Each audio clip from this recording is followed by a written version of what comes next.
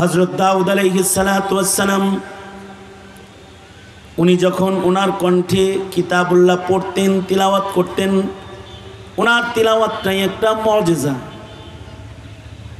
মানুষ তো শুনতো ওনার তিলাওয়াত শোনার জন্য উড়ন্ত পাখি থেমে যেত, পানির নিচের মাছগুলো উপরে উঠে যেত ওনার তিলাওয়াত শোনার জন্য। আল্লাহু আকবার কবীরা। এরকম আশ্চর্য কণ্ঠওয়ালা ছিলেন হযরত দাউদ আলাইহিস সালাতু ওয়াস সালাম। ওই আজব কণ্ঠটা যেহেতু আজব, তাহলে এ কণ্ঠে আজব কিতাব তেলাওয়াত হইলেই না কণ্ঠের সাথে মিলে। কারণ আসমান থেকে যত কিতাব এসেছে সকল কিতাবের ভেতরে সবচেয়ে আজব কিতাবের নাম হলো কোরআন। এ কারণে জিন্নাতরা নিজেদের কওমের কাছে মক্কা থেকে কোরআন শুনে গিয়ে বলে, ইন্না সামি'না কুরআনান আজাবা, আমরা আজব কোরআন শুনে এসেছি। কোরআন হলো আশ্চর্য কিতাব, আজব কিতাব। এর আজব হালাত বুঝা খুব সহজ, ঘরের মূর্খেরও বুঝে আসে যে কোরআন আজব কিতাব। কোরআন আজব কিতাব বিধায়িত কোরআনে কারীম ছোট্ট বাচ্চারা মুখস্থ করে ফেলে। এই যে যারা হিফজ করেছে, ওরা কোরআন মুখস্থ করে বিদেশ থেকে কোটি কোটি টাকার পুরস্কার নিয়ে বাংলাদেশে এসেছে। আজব কোরআনের আজব হালাত ওদের কণ্ঠে তিলাওয়াতে প্রকাশ পেয়েছে। সারা দুনিয়ার সকল দেশকে নিচে ফেলে দিয়ে কোরআনের এজাজ তাজ্জুব হালাতকে ওরা ওদের কণ্ঠে তুলে ধরেছে। এটা আজব কিতাব। এ কারণেই কোরআনে কারীম আশ্চর্য কায়দায় মুখস্থ হয়। দুনিয়ার কোনো বই এভাবে মুখস্থ হয় না। একটা বাচ্চা এটা সামনে নিয়ে পড়ে। নোয়াখালীতে এক বাচ্চা 49 দিনে কোরআন শরীফ মুখস্থ করেছে। সুবহানাল্লাহ, জোরে আওয়াজ করে বলেন সুবহানাল্লাহ। কয়দিন? 49 দিন। আসসালামু আলাইকুম ওয়া রাহমাতুল্লাহি ওয়া বারাকাতুহু।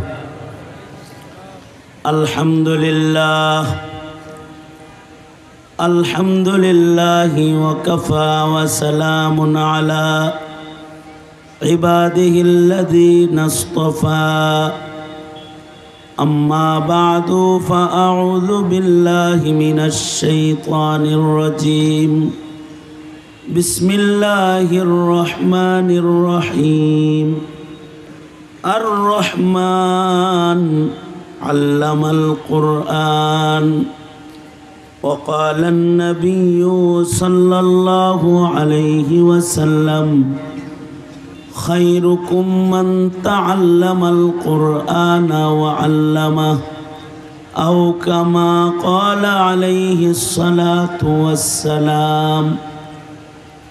اللهم صل على محمد وعلى آل محمد كما صليت على إبراهيم وعلى آل إبراهيم إنك حميد مجيد.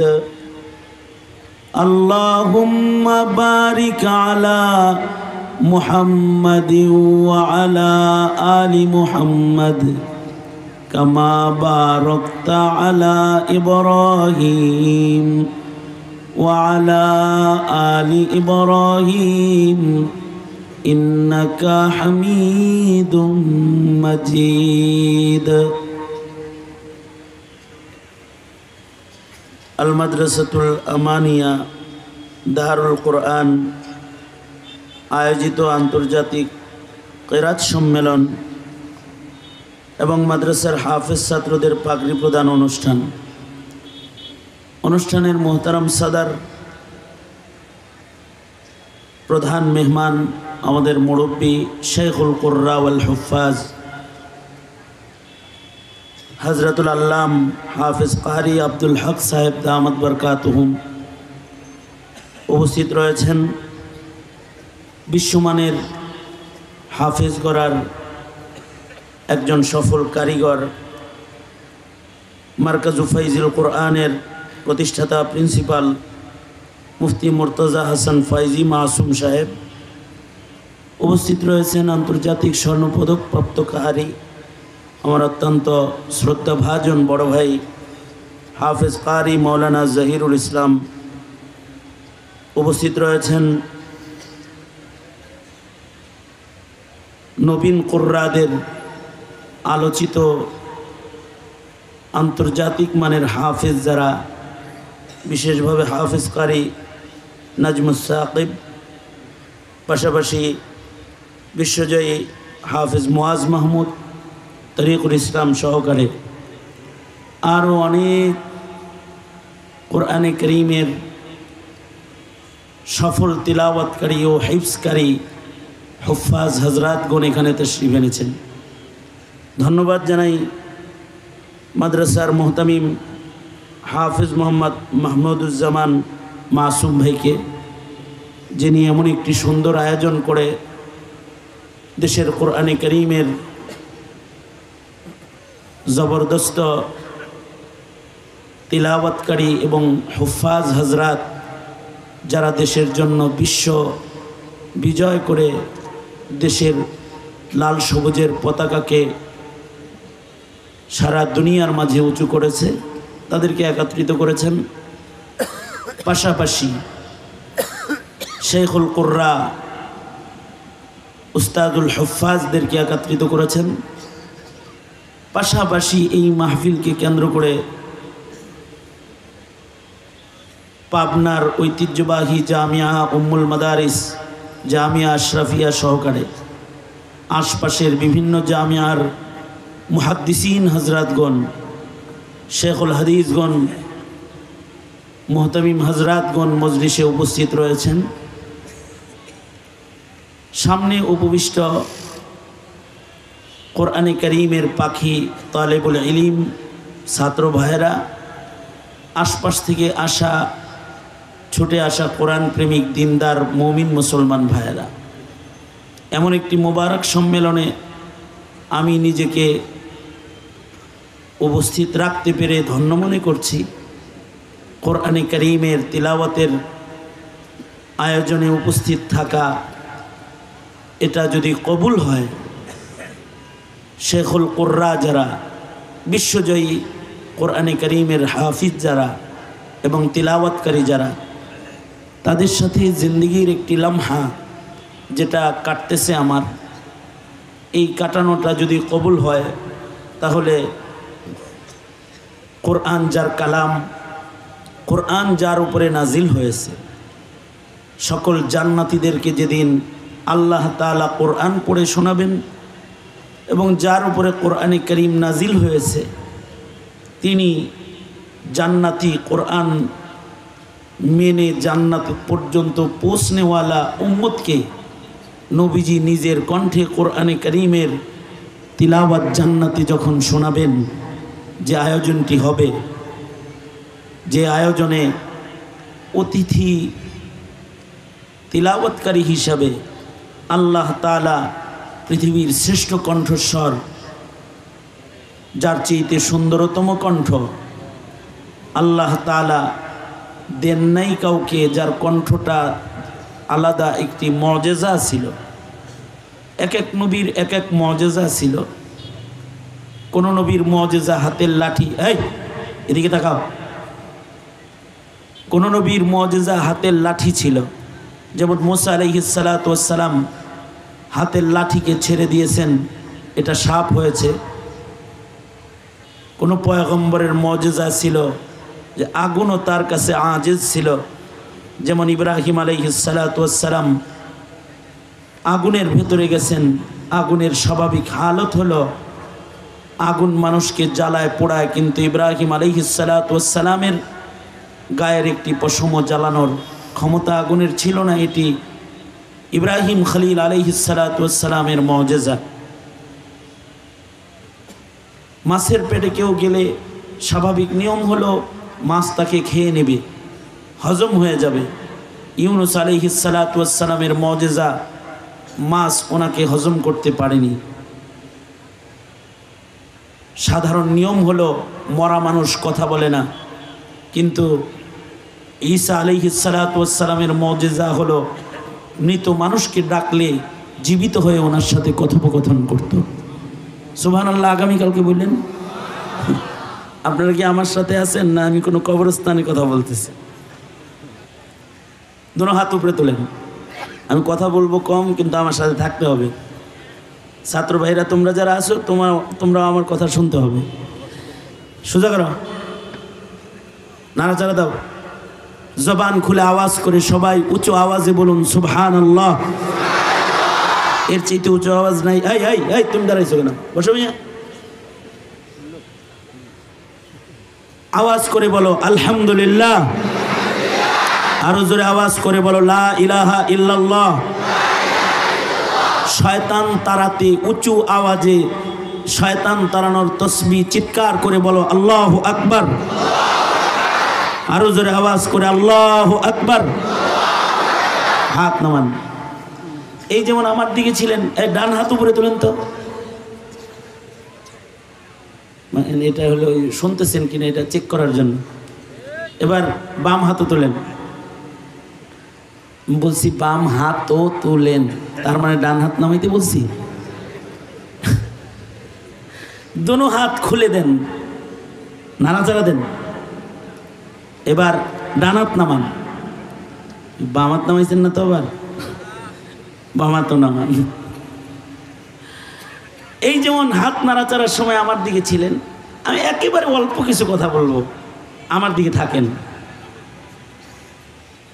দেখেন এই পর্যন্ত আনতে মুহতামিম সাহেব হেলিকপ্টার ব্যবহার করেছে ওলামা একরামদেরকে আনতে। লক্ষ লক্ষ টাকা খরচ করে ওলামা একরামদেরকে এখানে আনছে। আপনারা যদি কথা না শোনেন তাহলে ওনার সব খরচ জলে চলে যাবে। বাহরহাল আমি যেটা বলতেছিলাম, মরা মানুষ সাধারণত কথা বলে না। মুজিজা ঈসা আলাইহিস সালামের, তিনি যদি মৃত মানুষকে ডাকতেন, মৃত মানুষ জীবিত হয়ে কথা বলতো। আওয়াজ করে বলেন, আরো আওয়াজ করে বলেন সুবহানাল্লাহ। এটা সুবহানাল্লাহ বলার জায়গা। এই কথা শোনার পরে সুবহানাল্লাহ বলাটা, এটা সুবহানাল্লাহ বলার জায়গা। কিন্তু আমরা কি করি জানেন, যখন কেরাত চলে কেরাতের মাঝখানে বলি আল্লাহু আকবার সুবহানাল্লাহ সুবহানাল্লাহ, ওটা জায়গা না। কিন্তু আমি যেটা বলতেছি এটার পরে সুবহানাল্লাহ বলা, এটা সুবহানাল্লাহ বলার জায়গা। কোরআন শুনলে হলে চুপ করে শোনা, ও আনসিত, চুপ করে শোনা হলো ইবাদত। কিন্তু আমাদের কেরাত মাহফিলগুলোতে যারা যায়, এরা কোরআন শরীফের আওয়াজের মাঝখানে কয় আল্লাহু আকবার আল্লাহু আকবার সুবহানাল্লাহ। এটা সুবহানাল্লাহ বলার জায়গা না। কিন্তু এই যে আমি আবার বলতেছি, ঈসা আলাইহিস সালামের মুজিজা হলো তিনি যদি ডাকতেন তাহলে মরা মানুষ জীবিত হয়ে ওনার সাথে কথা বলতো। এটা কি? এটা ওনার মুজিজা। এটা কি বলেন? এটা কি? এই জমানার মানুষ মুজিজাও চিনে না, কারামতও চিনে না। আমার এক ভণ্ড পীরের মুরিদ বলে কি, হুজুর আমাকে পীরের অনেক মুজিজা। কি কি বলছে? আমি হেরে জিজ্ঞাসি যে আপনি এই লোকের কাছে মুরিদ হইছেন কি লেগে? কই অনেক মুজিজা, ওনার অনেক মুজিজা। তার মানে হলো মুজিজা কোনটা এটাও জানে না। মুজিজা কাকে বলে? মুজিজা বলা হয় হলো স্বাভাবিক নিয়মের খেলাফ, যেটা নবীর কাছ থেকে প্রকাশ পায়, সেটা হলো মুজিজা। স্বাভাবিক নিয়ম এটা, নিয়মের উল্টা কিছু যদি কোনো পয়গম্বরের কাছ থেকে অসম্ভব কিছু প্রকাশ পায় সেটাকে মুজিজা বলা হয়। মরা মানুষ কথা বলা, এটা কি স্বাভাবিক নিয়ম? হ্যাঁ কথা বলেন, স্বাভাবিক নিয়ম। তাহলে মরা মানুষ কথা বলতেছে, এটা নবীর মুজিজা। যেমন আমাদের নবী আলাইহিস সালাতু ওয়াস সালামের তো সবই মুজিজা। আমাদের নবীজির কথা মুজিজা, ইশারা মুজিজা, তাকানো মুজিজা, কদম বাড়ানো মুজিজা। আমাদের নবীর মুজিজার অভাব নাই। আল্লাহু আকবার। নবীজি তাকাইছে তো এর ভেতরেও মুজিজা প্রকাশ পেয়েছে। নবীজি সুবহানাল্লাহ বলার লাগে রেডি হয়ে বসেন। নবীজি উঙ্গুলি দিয়ে ইশারা দিয়েছে, এটি মুজিজা। ওয়ান শাক্কাল কামার, কোরআন বলে আকাশের চাঁদ দুই টুকরা হয়ে গেছে। আল্লাহর রাসূল সাল্লাল্লাহু আলাইহি ওয়াসাল্লাম কুয়ার পানি শুকায় গেছে, কূপের ভেতরে থুতু ফেলেছে, তো শুকনো কুয়া পানি দিয়ে ভরে গেছে। 30,000 সৈন্যবাহিনী এক কুয়ার থেকে পানি পান করেছে, তারপরেও এই কুয়ার পানি শেষ করতে পারে না। এটি নবীজির মুজিজা। কিন্তু এরকম কাহিনী যদি আপনি যে নবী না তার কাছ থেকে দেখতে চান, তাহলে উল্টো হয়ে যাবে। যেমন মুসাইলামা কাজ্জাব নবী দাবি করলো, এলাকার লোকেরা যায় বলল, আপনি যেহেতু নবী দাবি করছেন, তা আপনি একটা মুজিজা দেখান, আপনার নবুয়তের দলিল কি? নবীদের নবুয়তের দলিল তো তাদের মুজিজা, আপনার দলিল কি? আপনি একটা মুজিজা দেখান। হ্যাঁ, তো কোনো নির্ধারিত মুজিজা নাই, কারণ হে তো নবী না। তো হে ভুলে বইলা ফেলছে, কি মুজিজা দেখামু বলো। যিনি আসছে তিনি বলতেছে, এই যে আমার বাচ্চাটা, এই বাচ্চাটার মাথায় চুল নাই, টাক পড়ছে। আপনাদের পাবনায় টাক মানুষ আছে? যাদের মাথায় চুল নেই, পাবনায় টাক লোক নাই আছে? এরকম টাকওয়ালা একটা ছেলে লয়েছে যে আমার ছেলের মাথায় টাক পড়ছে। নবীদের ইশারারও তো অনেক দাম, আপনি একটু মাথায় হাত রেখে একটু ফু দেন, যেন মাথায় চুল গজায়া যায়। কিন্তু মুসাইলামা কাজ্জাব মাথায় যখন হাত রেখে ফু দিছে, চুল যা ছিল এগুলো সব পড়ে গেছে। আরেক লোক আসছে মুসাইলামা কাজ্জাবের কাছে, আপনি নাকি মুজিজা এই নবী, তাহলে একটা মুজিজা দেখান। সেটা হলো আমার কুয়ার পানি শুকায় গেছে, আপনি একটু পানিটাকে উপরে উঠায় দেন। মুসাইলামা কাজ্জাব কি করব, বিপদে পড়ে গেছে, যায়া কুয়ার ভেতরে থুতু ফেলছে। যখনই থুতু ফেলছে, পানি যা ছিল এগুলো সব শুকায়া নিচে চলে গেছে। এলাকার মানুষ তো বুঝা লাগছে এটা শয়তান নাম্বার 1। সবাই যায় আবু বকরের কাছে বলছে, শয়তান বেশি শয়তানি শুরু করেছে, ওর শয়তানিতে কুয়ার পানি শুকায়া যাইতেছে, মানুষের মাথার চুল পেরে যাইতেছে, দোহায় লাগে ওর থেকে আমাদেরকে বাঁচান। হযরত সিদ্দিক আকবর সৈন্যবাহিনী পাঠায় দিয়েছেন। হযরত ওয়াহশী ওই কাফেলায় ছিলেন, যেই খঞ্জর দিয়ে হযরত ওয়াহশী আমির হামজাকে শহীদ করছেন, এই খঞ্জরটা নিয়ে গেছেন আর মুসাইলামা কাজ্জাবের গর্দানের ভিতরে বসাই দিয়েছেন। মুজিজা কিন্তু নবী ছাড়া কেউ দেখাইতে পারে না, তবে বিভিন্ন নবীর বিভিন্ন মুজিজা। দাউদ আলাইহিস সালামের মুজিজা হলো ওনার কণ্ঠ, ওনার কণ্ঠটাই একটা মুজিজা। হযরত দাউদ আলাইহিস সালাতু ওয়াস সালাম উনি যখন ওনার কণ্ঠে কিতাবুল্লাহ পড়তেন, তিলাওয়াত করতেন, ওনার তিলাওয়াতটাই একটা মুজিজা। মানুষ তো শুনতো ওনার তিলাওয়াত শোনার জন্য উড়ন্ত পাখি থেমে যেত, পানির নিচের মাছগুলো উপরে উঠে যেত ওনার তিলাওয়াত শোনার জন্য। আল্লাহু আকবার কবীরা। এরকম আশ্চর্য কণ্ঠওয়ালা ছিলেন হযরত দাউদ আলাইহিস সালাতু ওয়াস সালাম। ওই আজব কণ্ঠটা যেহেতু আজব, তাহলে এ কণ্ঠে আজব কিতাব তেলাওয়াত হইলেই না কণ্ঠের সাথে মিলে। কারণ আসমান থেকে যত কিতাব এসেছে, সকল কিতাবের ভেতরে সবচেয়ে আজব কিতাবের নাম হলো কোরআন। এ কারণে জিন্নাতরা নিজেদের কওমের কাছে মক্কা থেকে কোরআন শুনে গিয়ে বলে, ইন্না সামি'না কুরআনান আজাবা, আমরা আজব কোরআন শুনে এসেছি। কোরআন হলো আশ্চর্য কিতাব, আজব কিতাব। এর আজব হালাত বোঝা খুব সহজ, ঘরের মূর্খেরও বুঝে আসে যে কোরআন আজব কিতাব। কোরআন আজব কিতাব বিধায়িত কোরআনে কারীম ছোট্ট বাচ্চারা মুখস্থ করে ফেলে। এই যে যারা হিফজ করেছে, ওরা কোরআন মুখস্থ করে বিদেশ থেকে কোটি কোটি টাকার পুরস্কার নিয়ে বাংলাদেশে এসেছে। আজব কোরআনের আজব হালাত ওদের কণ্ঠে তিলাওয়াতে প্রকাশ পেয়েছে। সারা দুনিয়ার সকল দেশকে নিচে ফেলে দিয়ে কোরআনের এজাজ তাজ্জুব হালাতকে ওরা ওদের কণ্ঠে তুলে ধরেছে। এটা আজব কিতাব।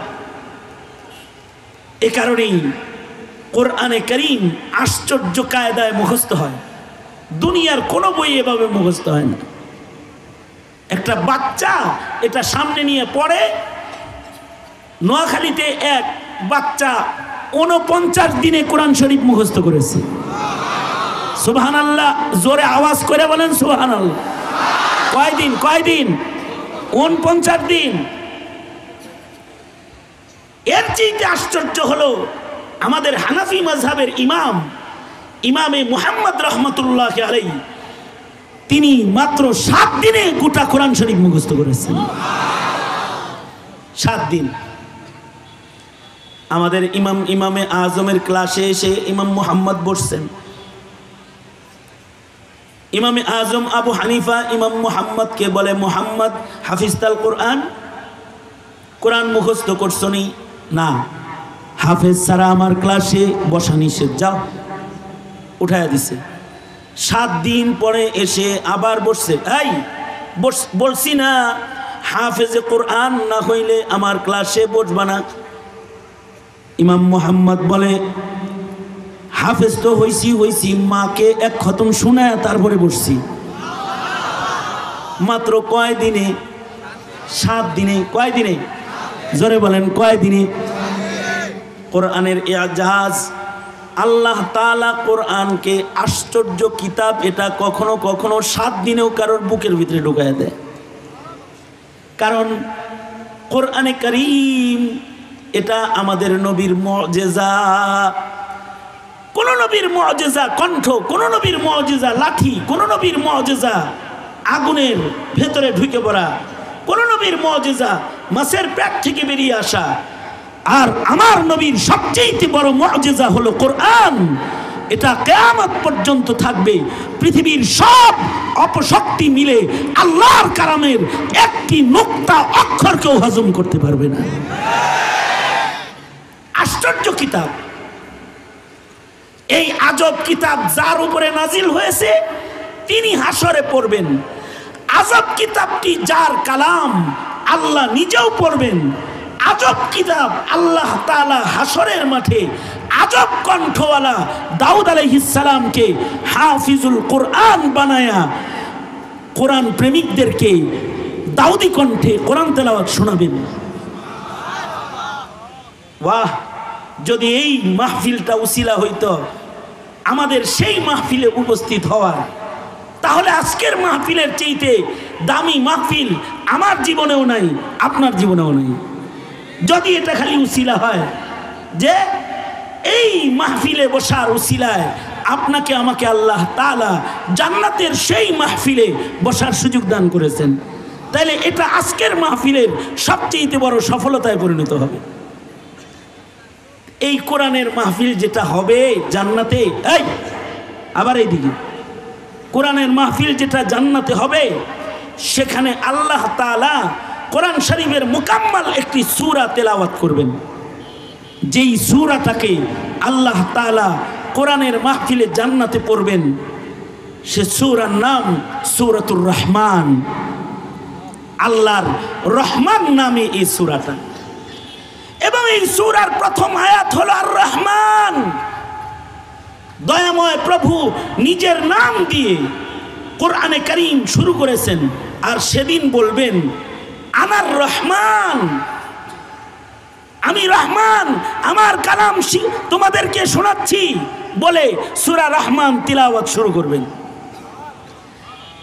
আল্লাহ পাকের 2 ধরনের সিফাত আছে। এক ধরনের সিফাত হলো সিফাতে জালালি, আর এক ধরনের সিফাত হলো সিফাতে জামালি। এক ধরনের সিফাত সিফাতে জালালি, আল্লাহ পাক খুব কাহার, গরম, জালাল আল্লাহ পাকের অনেক বেশি।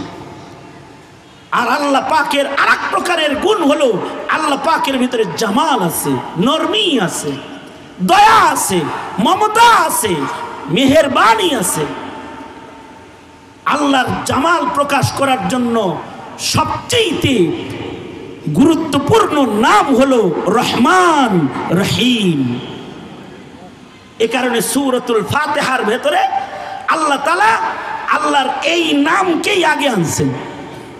কোরআনে কারীমের পয়লা সূরা আলহামদুলিল্লাহি রাব্বিল আলামিন আর রহমান আর রহিম। আল্লাহ পাক আল্লাহর কালামের পয়লা সূরার ভেতরে নিজের নাম আর রহমানকে আগে এনেছেন এবং হাসরের মাঠে আল্লাহ তাআলা যে সূরাটা তিলাওয়াত করবেন সে সূরাটার নামও সূরাতুর রহমান। তার মানে আল্লাহ পাকের দয়া অনেক বেশি। আল্লাহ পাকের আরশে লেখা আছে, আল্লাহ পাকের আরশে লেখা আছে সাবাকাত রহমতি গজবি গলাবাত রহমতি গজবি গলাবাত রহমতি আলা গজবি।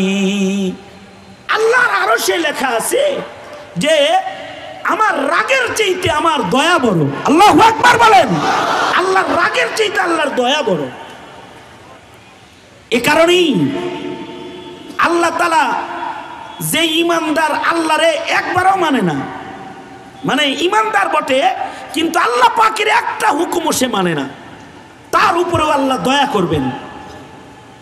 এ কারণেই ইমানদার যাদেরকে দোজখে দিবেন, এই এই ভালো করে শোনো, জীবনেও শোনো নাই এমনও হইতে পারে, আবার শুনবাও না, কোনোদিন ওয়াজে যাইবাও না, শুনবাও না, স্কুল কলেজে পড়ো, এরকমও হইতে পারে।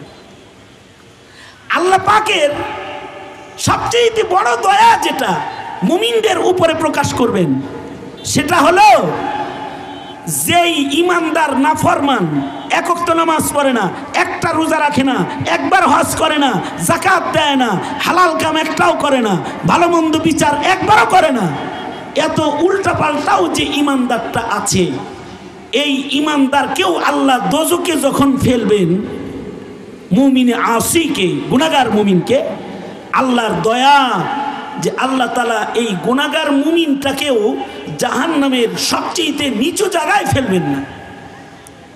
জাহান্নামের মোট স্তর 7টা, 7 স্তরের ভেতরে সবচেয়ে কম আযাব যেখানে, সেটা হলো মুমিনে আসিদেরকে জ্বালানোর জায়গা, মানে একেবারে জাহান্নামের উপরিভাগে, সেখানে ইমানদারদেরকে ফেলা হবে।